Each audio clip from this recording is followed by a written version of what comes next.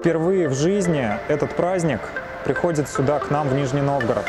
И его атмосферу можно будет прочувствовать, не уезжая куда-то за 3-9 земель, а просто выйдя из дома на улицу.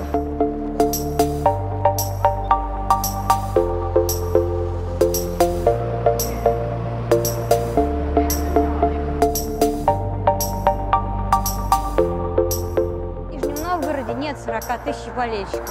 Вот. И нормальной команды футбольной тоже нет. Ну, для чего нам этот стадион?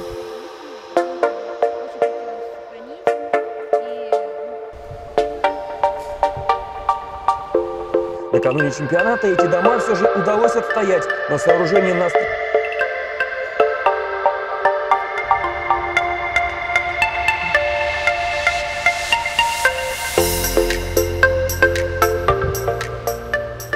У нас Нижний Новгород к чемпионату превращается вот в такие потемкинские деревни.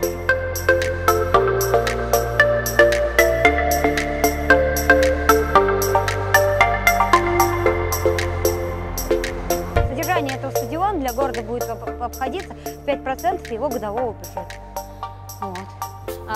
Учитывая, что на социальную сферу, да, в Нижнем Новгороде тратится гораздо меньшая сумма. Стоило проводить чемпионат мира в нашем городе, построить такой стадион, потому что действительно таких сооружений в нашем городе никогда не было. И если бы чемпионат мира, то никогда бы мы и не увидели такого стадиона. Нужно понять одну простую вещь, что не было бы чемпионата мира, все равно никто бы не увидел никаких дополнительных денег. Ни бабульки-пенсионеры, ни студенты, ни учителя, ни врачи. Вряд ли бы Нижний Новгород так увидел эти деньги.